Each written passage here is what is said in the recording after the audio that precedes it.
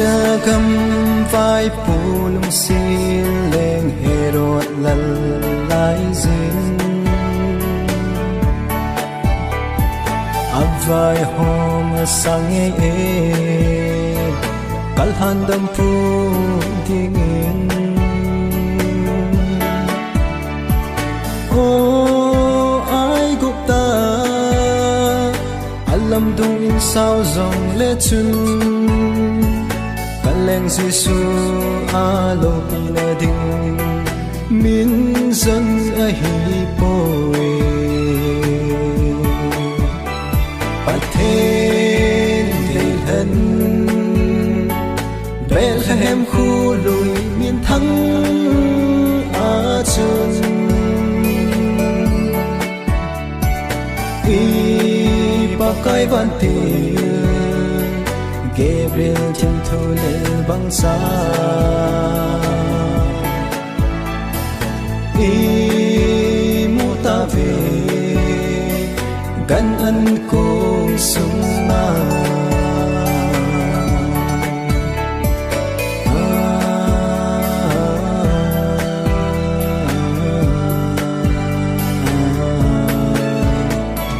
Ở xin hun in hong pa se lung mò lâu hi lệ chừng Căn lên si su hi ra Dung nem lại đủ nan tê La ba thu tiếp xa Lấy xếp miên a nặng sâu lâu Bạn lôi hụ hình tin leng Giêsu a hung tiếng tai Bạn mi dân yêu Seraphim tên kỳ pa la asa về So lâm mi chinh ho San na bên có một soi gì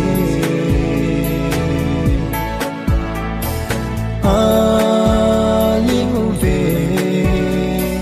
nào sẽ lên Giêsu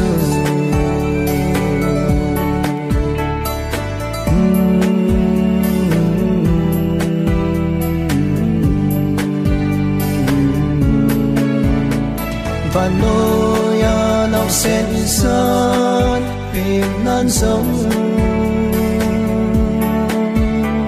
nang vang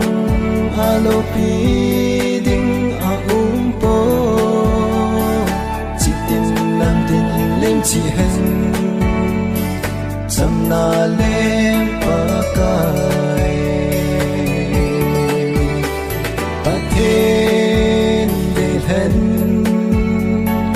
Bethlehem khu lùi miền thắng